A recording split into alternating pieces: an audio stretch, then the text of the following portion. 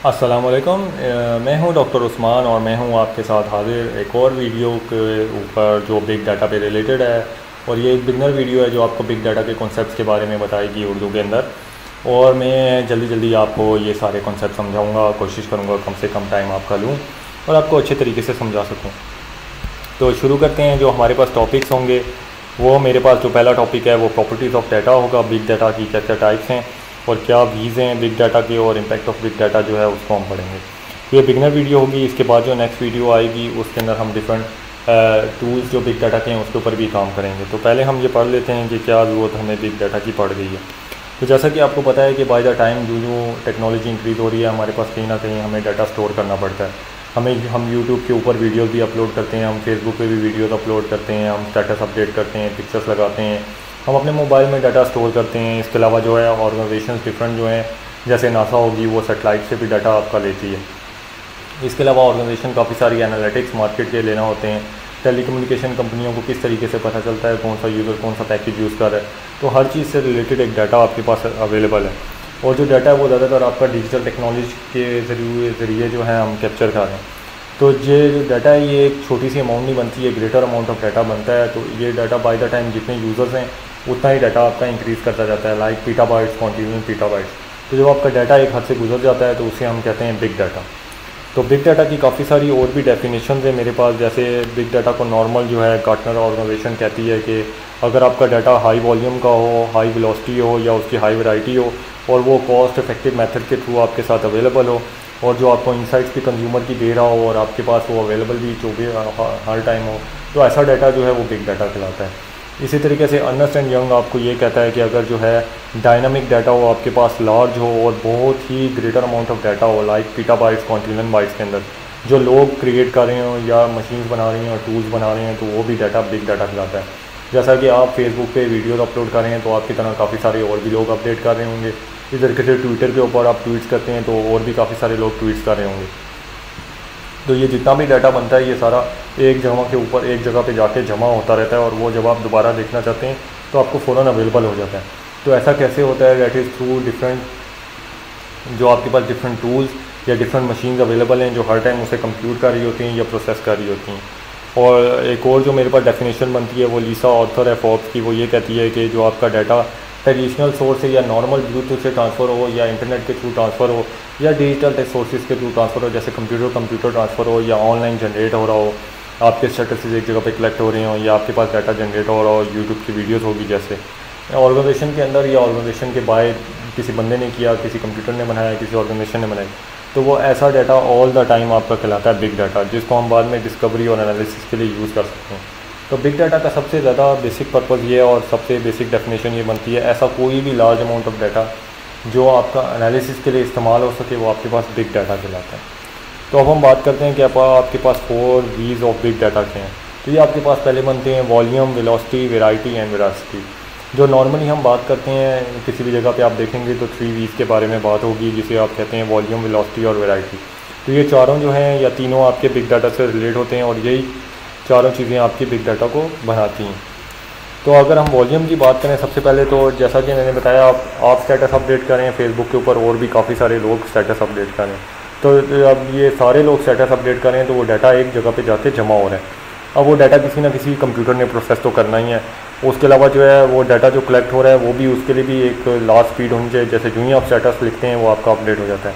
ऐसा तो नहीं होता 2-2 मिनट इंतज़ार करना पड़े। तो इसका मतलब ये है कि वो डाटा साथ साथ प्रोसेस हो रहा है, तो उस प्रोसेसिंग के लिए भी कुछ ना कुछ कंप्यूटिंग पावर आपको चाहिए होती है। इसी तरीके से अगर बात करें तो आपके पास अभी जो है 40 ज़ीटाबाइट्स ऑफ डाटा है जो 2020 के अंदर जो आपका इंक्रीज़ होके 300 टाइम इससे और ज़्यादा इंक्रीज़ हो जाएगा। इसी तरीके से अगर आप बात करें तो आपके पास ईच डे के ऊपर 2.5 क्विंटिलियन बाइट्स का डाटा जनरेट हो रहा है। अभी जो है 6 बिलियन लोग यूज़ कर रहे हैं। जब आपके पास वर्ल्ड पॉपुलेशन और इंक्रीज़ होगी और ज़्यादा मोबाइल या टेक्नोलॉजी इंक्रीज़ होगी तो आपके पास वो 7 बिलियन या 10 बिलियन चल जाएंगे। तो ये सारा डाटा किसी न किसी जगह के ऊपर स्टोर होना है और किसी न किसी जगह के ऊपर प्रोसेस होना है, और इसका वॉल्यूम भी बहुत हाई है। तो एक नॉर्मल कंप्यूटर के अंदर तो हमारे पास कितनी स्पेस होती है? 10 TB लगा लें, 20 TB भी बहुत कम होती है। तो आपके पास मैक्सिमम लैपटॉप के अंदर 1 या 2 TB तक जो प्रोसेसिंग पावर हमारे पास आ रही है। एक्सटर्नल हार्ड ड्राइव लेके भी अगर आप जोड़ लेंगे तो मैक्सिमम आपके पास 10 TB या 40 TB तक की अभी वो आई हुई है, लेकिन वो भी बहुत ज़्यादा एक्सपेंसिव है। तो इस सारे डाटा को आपने किसी न जगह पे स्टोर करना है, प्रोसेस करना है। जैसे कि नासा इमेजेस लेती है सैटेलाइट से, वो उसने किसी न किसी जगह पे स्टोर करवाने होते हैं, और वो 1 सेकंड के अंदर जो है वो 1.73 गीगाबाइट्स ऑफ डाटा जनरेट कर रही है। तो आप सारे दिन में देख सकते हैं वो कितना डाटा जनरेट कर रही है और वो किस तरीके से अवेलेबल होगा। तो इस सारे डाटा को स्टोर करने के लिए जो हमारे पास टेक्नोलॉजी है उसको हम बिग डाटा कहते हैं। अब जब आप डाटा जनरेट कर रहे हैं तो ज़रूरी नहीं है कि आपका डाटा एक फॉर्म में होगा। जैसे मैंने बताया, आप स्टेटस लिखते हैं वो टेक्स्ट फॉर्मेट में है, यूट्यूब पे वीडियो लगाएंगे तो वीडियो का फॉर्मेट है MP4 का, अगर जो है कोई और जो है आप ब्लॉगिंग करेंगे तो आपके पास और फॉर्मेट है, अगर आप ट्विटर पर लिखेंगे तो वो कोई और फॉर्मेट है। इसी तरीके से जो भी डाटा के डिफरेंट फॉर्मेट्स हैं, इसका मतलब जो है वेराइटी ऑफ द डाटा, कितना डिफरेंट अमाउंट ऑफ डाटा है। अब डाटा स्ट्रक्चर्ड भी हो सकता है और अनस्ट्रक्चर्ड भी हो सकता है, तो इस सारा डाटा को मैनेज करना भी जो है वो काफ़ी मुश्किल काम है। तो इसके लिए भी हम यूज़ जो करते हैं वो हमारे पास है बिग डाटा। नॉर्मली जो हमारे पास डाटा स्ट्रक्चर हैं वो हमारे पास डिफरेंट स्कीमास के ऊपर होते हैं, ट्रेडिशनल स्कीमास हैं, क्यूरी होगी, XML बनेगी और आ जाएंगे, लेकिन इतने बड़े डाटा के लिए हमारे पास स्कीमास बनाना काफ़ी मुश्किल काम है। तो एक डाटा का स्ट्रक्चर बनाना बड़ा ज़रूरी है कि कौन सा डाटा किस तरीके से प्रोसेस होगा। और सबसे मज़े की बात यह है कि स्ट्रक्चर डाटा की बजाय जो है अनस्ट्रक्चर्ड डाटा सबसे ज़्यादा इंटरनेट के ऊपर अवेलेबल है। इसी तरीके से आप वेलोसिटी की बात करें तो आप कितने सेकंड में अपना स्टेटस अपलोड कर रहे हैं, 1 मिनट में कितनी वीडियोस अपलोड हो रही हैं। इसके अलावा अगर आप देखें तो स्टॉक मार्केट में 1 सेकंड के अंदर ऊपर जो है 1 TB ऑफ ट्रेड इन्फॉर्मेशन जो है शेयर हो जाती है। इसी तरीके से 18 बिलियन यूज़र जो है मोबाइल यूज़ कर रहे हैं और उनके डिफरेंट नेटवर्क के कनेक्शन हैं, और आपके मोबाइल उसके लैपटॉप उसके अलावा है, मोबाइल अलादा है, टेबलेट से अलादा है। इस तरीके से जितनी भी कार्स हैं उसके अंदर 100 से ज़्यादा सेंसर्स आ रहे हैं। टेस्ला कार की बात कर लें, 200-300 सेंसर तो नॉर्मली है। तो वो सारा डाटा कहीं ना कहीं स्ट्रीम हो रहा है और प्रोसेस हो रहा है। तो उस इतने लार्ज अमाउंट ऑफ डाटा को प्रोसेस करने के लिए भी हमारे पास बिग डाटा की जैसी कोई सर्विस चाहिए जो उस डाटा को प्रोसेस करके आपको इजीली प्रोवाइड कर सके। और इसके साथ रियल टाइम एनालिसिस की, अगर गाड़ी का कोई आपकी ब्रेक लगानी है ऑटोमेटिक किसी ऑटोमेटिक कार ने, तो इसका मतलब है रियल टाइम डाटा आएगा। तो उस रियल टाइम डाटा को भी प्रोसेस करने के लिए हमें प्रॉपर्ली कोई सर्विस चाहिए और इसके लिए हम बिग डाटा को यूज़ करते हैं। अब जहाँ तक डाटा जनरेशन की बात है, डाटा जनरेट तो हो जाता है, लेकिन सबसे बड़ी प्रॉब्लम यह है कि कौन सा डाटा ठीक है, कौन सा डाटा गलत है। तो इसको भी प्रोसेस करने के लिए हमें बिग डाटा की ज़रूरत पड़ती है, उसके कंप्यूटिंग टूल्स की ज़रूरत पड़ती है। क्योंकि बहुत सारे लोग जो हैं बिलीव करते हैं जो इंटरनेट पे डाटा है वो ऑलवेज़ राइट नहीं होता, उसको हमने बार बार चेक करना होता है और वैलिडेट करना होता है। तो और सबसे ज़्यादा मसला ये US के अंदर है कि आपके पास $3.1 ट्रिलियन जो हैं पर ईयर जो हैं वो आपके ज़ाया हो जाते हैं अगर आपका डाटा पुअर क्वालिटी का हो। तो जो एनालिसिस का डाटा होता है वो आपका जितना अच्छा होगा उसी तरीके से आप प्रोडक्ट की इन्फॉर्मेशन उतनी अच्छी आप जनरेट कर सकते हैं और अपने प्रोडक्ट को लॉन्च कर सकते हैं। तो जो बिगर ऑर्गेनाइजेशन हैं ये कंज्यूमर का डाटा कलेक्ट करती रहती हैं हर टाइम, उनको जो है वेरासिटी ऑफ द डाटा के साथ भी डील करना पड़ता है कि कौन सा डाटा गलत है, कौन सा डाटा सही है। तो ये भी एक बिग डाटा सर्विस प्रोवाइड करता है आपको कि कौन सा डाटा सही है और गलत है। अब बात करें तो बिग डाटा की कंपोनेंट्स क्या होंगी, क्योंकि ये डाटा बहुत बड़ा है। तो नॉर्मल जो आपके पास बिग डाटा के कंपोनेंट्स हैं उसके अंदर आपके पास एक आता है HDFS नेटवर्क, जो एक डिस्ट्रीब्यूटेड फाइल सिस्टम है जो डिफरेंट सर्वर्स होते हैं और मशीन्स होती हैं डिफरेंट, उनको कंबाइन टुगेदर करके चलता है।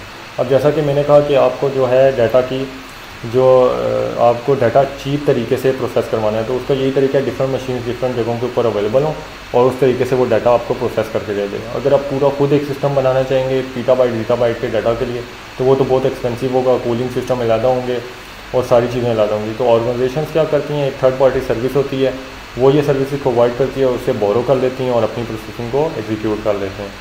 इसके अलावा आपके पास मैप रिड्यूस है, उसके अंदर मैप रिड्यूस क्या करता है, एक डाटा पे डिस्ट्रीब्यूटेड डाटा मॉडलिंग है, वो आपको ये प्रोवाइड करता है कि आपके पास एग्जीक्यूशन ऑफ डाटा किस तरीके से होगी। अगर कोई भी चीज़ रिट्रीव करनी है तो वो आपको मैप रिड्यूस के चैनल के थ्रू रिट्रीव करेंगे, जो आपको जो है डिफरेंट क्लस्टर ऑफ मशीन से वो डाटा कंबाइन करके जोड़ के या स्प्लिट करके या आपको वो करके वो देगी। इसके अलावा जो ऊपर जो एप्लीकेशंस आती हैं, देन आपके पास पिग, हाइव, HBase है, स्कूप है, फ्लूम है, इस तरह काफ़ी सारी डिफरेंट ऑर्गेनाइजेशन ने डिफरेंट सारी एप्लीकेशंस बनाई हुई हैं। तो बेसिकली ये एप्लीकेशंस जितनी भी हैं, एक जो पिग है वो आपको डाटा फ्लो या एग्जीक्यूशन के एनवायरनमेंट प्रोवाइड करती है, हाइव जो है वो आपको डाटा वेयर हाउस प्रोवाइड करती है, डाटा की स्टोरेज में हेल्प करती है।